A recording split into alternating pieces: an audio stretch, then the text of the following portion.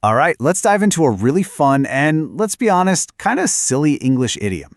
It's one you hear all the time, and it's perfect for describing those moments of high drama. To have a cow. So, first things first, let's set the scene. I mean, we've all been there, right? You've seen someone take a super small, tiny problem and just blow it up into a massive catastrophe. Seriously, just take a second and think about it. Have you ever had a friend who just completely lost their mind over something that, in the grand scheme of things, really wasn't a big deal at all? Picture this. You're hanging out at a coffee shop, and your friend finds out their favorite, special, limited edition latte is all sold out. Now, instead of just being a little bummed, they throw their hands up in the air and are like, "My life is over." That right there, that's the exact moment we're talking about. So, what do you even call that kind of over-the-top reaction?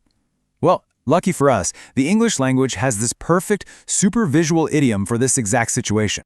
To have a cow. It just means to get super, super angry or upset. Basically, to totally freak out.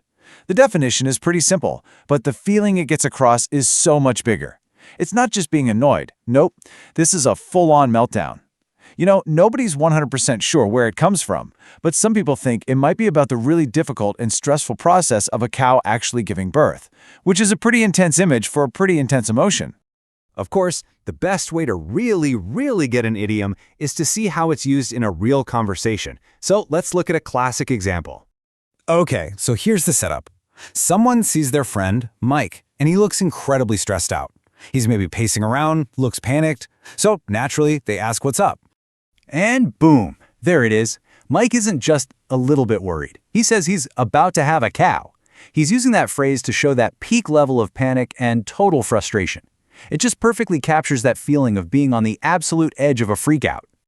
Okay, now for the pro tips. If you actually want to use this phrase and sound completely natural, there are a couple of really important things you've got to remember. The most important thing is that this is a super informal phrase. You're not going to use it in a business presentation, okay? It's perfect when you're talking with friends, and it often has this kind of humorous, exaggerated vibe.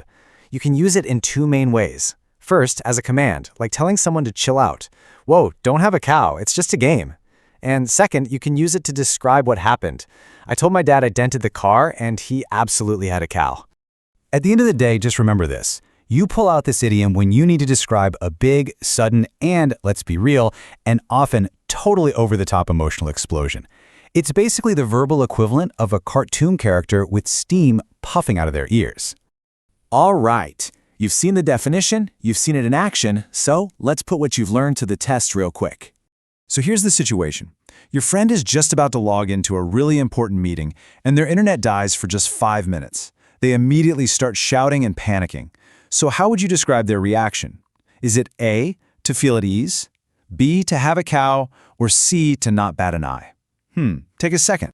And the answer is B, of course.